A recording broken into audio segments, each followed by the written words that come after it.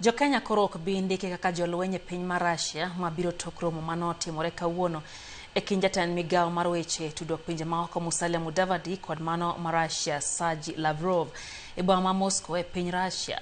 Bende dhi chuno sirikand piny Kenya kawo sigo mar duogo jokenya manitiere piny Russia e Turkaya. Ojwang' Barcelona negler.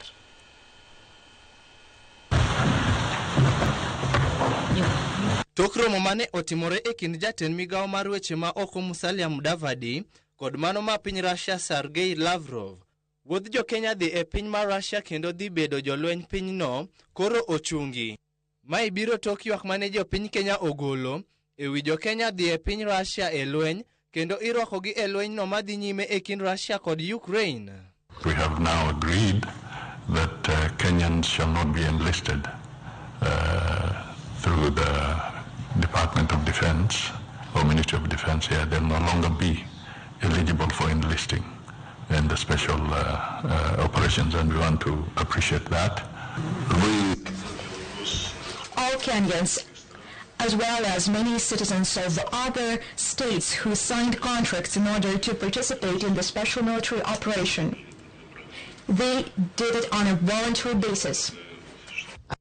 Ata kamano, sirikand Russia oweyo ting' ne sirikand Kenya ni omany kaka duogo jo Kenya mane osedhi e lweny madhi nyime no, ni mar onge winjruok mar sirikal kane gidhi kono. Contracts provide that as soon as the contract terminates, no repatriation is needed.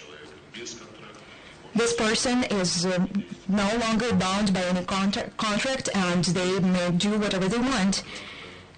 What is more, when the contract is effective, a Kenyan citizen or any other citizen, they can terminate. Betre mar Kenya e piny Russia koro igeno ni dhi chako chenro mar duogo jo Kenya e pacho ka. Ripod migawo mar weche maoko oyango ni jo Kenya 252 osendiki kaka jolweny e lweny no. The Defense Ministry, the consular services will also be arraigned so that the Kenyans who may be requiring assistance or visitation in hospitals can be facilitated through the proper diplomatic channels. Jo Kenya moinga par bende oseyangore ni osenege lweny no ka ng'eny gi ringre gi pok oyudi.